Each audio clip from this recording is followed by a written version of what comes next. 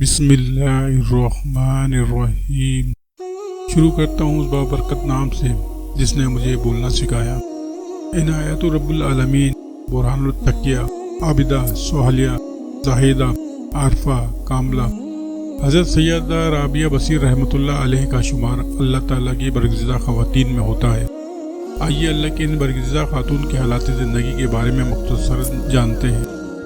یہ 95 ہجری کی ایک بابرکت شب کی بات ہے کہ بصرہ کے ایک نیک سیرت شخص جناب شیخ اسماعیل رحمۃ اللہ علیہ کے گھر بیٹی کی ولادت ہوئی۔ چونکہ 3 بیٹیاں پہلے بھی موجود تھیں، اس لیے نومولود کا نام رابعہ رکھا گیا۔ اس نام رکھنے کی وجہ یہی تھی کہ حضرت رابعہ بصیر رحمۃ اللہ علیہ سب بہنوں سے چھوٹی اور چوتھی بہن تھی۔ آپ کے والد ایک سفید پوش شخص تھے۔ گھر میں تنگ دستی کا عالم تھا۔ غربت کے ان دنوں میں بیٹی کی ولادت ہوئی تو حالت یہ تھی کہ گھر میں چراغ جلانے کے لیے تیل تک موجود نہ تھا کہ جس سے روشنی کا اہتمام کر لیا جاتا۔ آپ کے والد نے کبھی کسی کے آگے دستے سوال نہ کیا تھا۔ گھر کی اس حالت کو دیکھ کر حضرت رابعہ بصیر رحمۃ اللہ علیہ کی والدہ ماجدہ نے آپ کے والد ماجد سے کہا کہ فلاں ہمسائے سے تھوڑا سا قرض لے لیں تاکہ ضرورت کی چیزیں لا سکیں۔ آپ کے والد ماجد نے اپنے دل میں عہد کر رکھا تھا کہ سوائے اللہ کے کبھی کسی سے کچھ نہیں مانگیں گے، مگر چونکہ معاملہ ایسا آن پڑا تھا کہ اب اس کے سوا کوئی چارہ دکھائی نہیں دیا کہ کسی سے قرض لے لیا جائے۔ چنانچہ بعد الخواستہ نصف شب کے وقت گھر سے نکلے اور ہمسایہ کا دروازہ کھٹکھٹایا۔ ہمسایہ گہری نیند سویا ہوا تھا، اس لیے اندر سے کوئی جواب نہ آیا۔ دل گرفتہ ہو کر چپکے سے واپس اپنے گھر آ گئے اور پریشانی کے عالم میں سو گئے۔ خواب میں حضور صلی اللہ علیہ وآلہ وسلم کی زیارت ہوئی۔ حضور صلی اللہ علیہ وآلہ وسلم نے ارشاد فرمایا، اے اسماعیل، دل گرفتہ نہ ہو اور غم نہ کر، تیری یہ بچی جو آج پیدا ہوئی ہے مقبول بارگاہ الہی ہوگی، اس کے روحانی فیض سے دنیا کو فائدہ پہنچے گا۔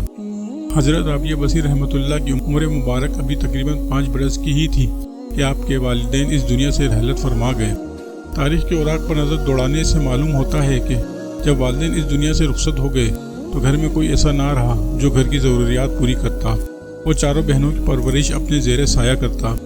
جیسے تیسے زندگی کے دن گزرنا شروع ہو گئے اور پھر شہر بصرہ میں رہنے والوں کو ایک ایسی خوفناک صورتحال کا سامنا پڑا کہ شہر میں قحط پیدا ہو گیا۔ کھانے پینے کی اشیاء ناپید اور نایاب ہو گئیں۔ بھوک کے بعد لوگ ہجرت کرنے پر مجبور ہو گئے۔ حضرت رابعہ بصیر رحمۃ اللہ علیہ اور آپ کی بہنوں کو اسی قحط کا سامنا کرنا پڑا۔ چنانچہ بھوک کی شدت سے تنگ آ کر چاروں بہنیں اپنے گھروں سے نکلیں تاکہ اس شہر کو چھوڑ کر کسی ایسے مقام کی طرف جائیں جہاں بھوک مٹانے کا کوئی انتظام ہو سکے۔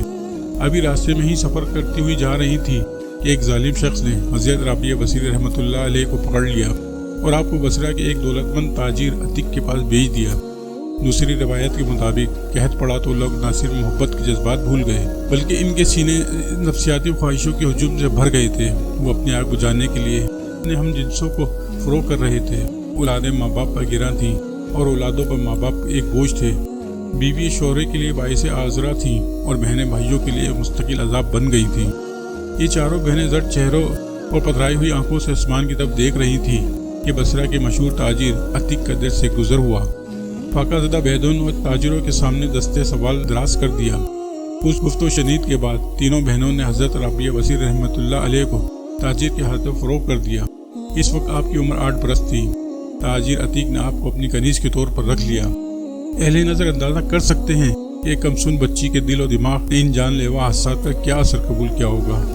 باپ سے ضدیں اور فرمائشیں کرنے کے دن، بہنوں کے ساتھ کھیلنے اور شرارتیں کرنے کے دن، اور ان سب سے بڑھ کر ماں کی آغوش محبت میں سونے کی راتیں، ایک بچے کا یہی تو سرمایہ ہوتا ہے۔ مگر وقت نے حضرت رابعہ بصیر رحمۃ اللہ علیہ سے ان کی ہر خوشی اور خواب چھین لیا تھا۔ وہ گھر کے تمام کام معصوم بچی سے کرواتا۔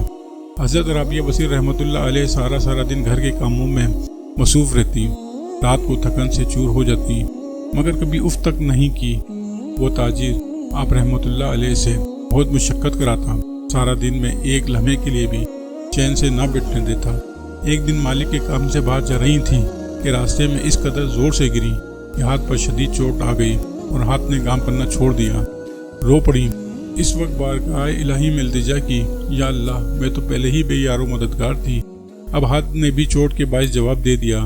تکلیف کے باعث کسی چیز کو ہاتھ نہیں لگایا جاتا، مگر یا اللہ، میں پھر بھی اس حالت میں تیری رضا چاہتی ہوں۔ غیب سے ندا آئی، اے رابعہ، غم نہ کر، कल तुझे वो मुकाम व मर्तबा अता होगा कि तुझ पर मुकरबे मलाइका भी रश करेंगे। हज़रत राबिया बसीर रहमतुल्लाह अलैह ने यह आवाज़ सुनी तो खुश हो गई और अपनी सारी तकलीफ भूल गई। फिर सब रोश आपको ये मामूल बन गया कि दिन को रोज़ा रखती और दिन घर का काम काज करती। जब रात हो जाती तो अपनी कोठरी में आकर इबादत इलाही में मशगूल हो जाती। एक दिन आधी रात के वक्त मालिक की अचानक आंख खुल गई। इसकी निगाह हज़रत राबिया बसीर रहमतुल्लाह की अलैह की कोठरी की तरफ चली गई। इसे कोठरी में चिराग की रोशनी होती हुई महसूस हुई। बड़ा हैरान हुआ कि ये कनीज़ आधी रात को जाग कर क्या कर रही है। कोठरी की तरफ भागा मगर ये देखकर इसके कदम कोठरी के दरवाजे के बाहर ही रुक गए कि इसकी कनीज़ बारगाह इलाही में सर बसजूद होकर मनाजात में मशगूल है। ताजिर ने यह मंजर देखा तो वक्का बक्का रह गया। इसके दिल की सख्ती नरमी में बदल गई।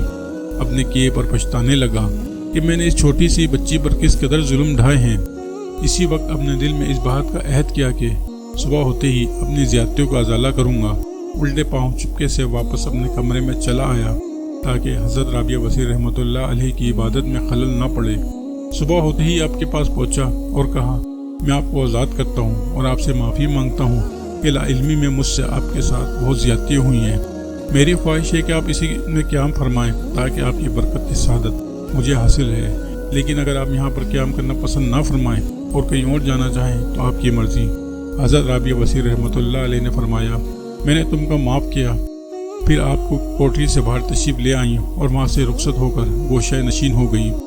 रिवायत है कि जब ताजिर ने हज़रत राबिया बसीर रहमतुल्लाह अलैह को आज़ाद कर दिया तो आप उल्म ज़ाहिरी हासिल करने के लिए बसरा के कूफा तशरीफ़ ले गईं, जो अपने वक्त में बहुत बड़ा इल्मी मरकज़ था जहाँ वक्त के जय्यद उल्मा हर वक्त मौजूद रहते थे।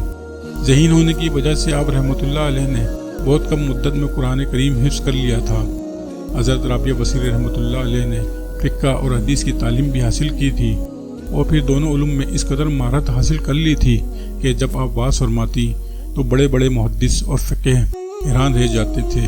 किसी मोतबर तारीख से ये पता नहीं चलता कि हदीस और फ़िक़्ह में आपके उस्ताज़ा कौन थे। ये अमर तयशुदा है कि हज़रत राबिया बसीर रहमतुल्लाह अलैह की बारगाह मार्फत में बड़े बड़े उलमा न्याज़बंदी के साथ हाजिर हुआ करते थे। इन बुज़ुर्गों में सर फहरिस्त हज़रत इमाम सुफियान सूरी रहमतुल्लाह अलैह, जो हज़रत इमाम आज़म अबू हनीफा रहमतुल्लाह अलैह के मुआसिर थे और जिन्हें अमीरुल मोमिनीन फिल हदीस के लक़ब से याद किया जाता था। मशहूर बुज़ुर्ग हज़रत मालिक बिन दिनार रहमतुल्लाह अलैह के बारे में भी कहा जाता है कि वो हज़रत राबिया बसीर रहमतुल्लाह अलैह से निहायत अक़ीदत रखते थे। एक मुद्दत तक लोगों को राह हक़ की रोशन शाहरा पर गामज़न करने और हक़ व सदाकत की राह पर चलते रहने की तलकीन करने वाली ये अजीम शख्सियत हज़रत राबिया बसीर रहमतुल्लाह अलैह। और आखिरकार वो वक्त भी आ ही गया जो हर एक जी रूह पर आता है। गालबन ये 185 हिजरी, किसी रिवायत में 180 हिजरी के दिन आप बिस्तर अलालत पर आराम फरमा रही थीं।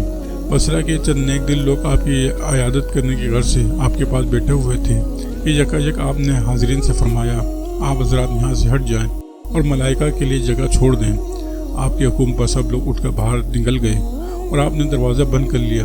कुछ देर तक अंदर से गुफ्तगू करने की आवाज़ें आती रहीं। इसके बाद जब आवाज़ें आना बंद हो गई तो लोग अंदर दाखिल हो गए। देखा कि अल्लाह की इबादत गुजार बंदी, नेकी व भलाई की मुजस्सम में सूरत, फरिश्ता सिफ, मुजाहिदा, इबादा, जाहिदा, सुहाइला, फ़ख्रुन्निसा फिल आलमीन हज़रत राबिया बसीर रहमतुल्लाह अलैह इस दुनिया से रहलत फरमा चुकी थी। आप रहमतुल्लाह अलैह ने बसरे में विसाल फरमाया और बसरा ही में आपको दफन किया गया।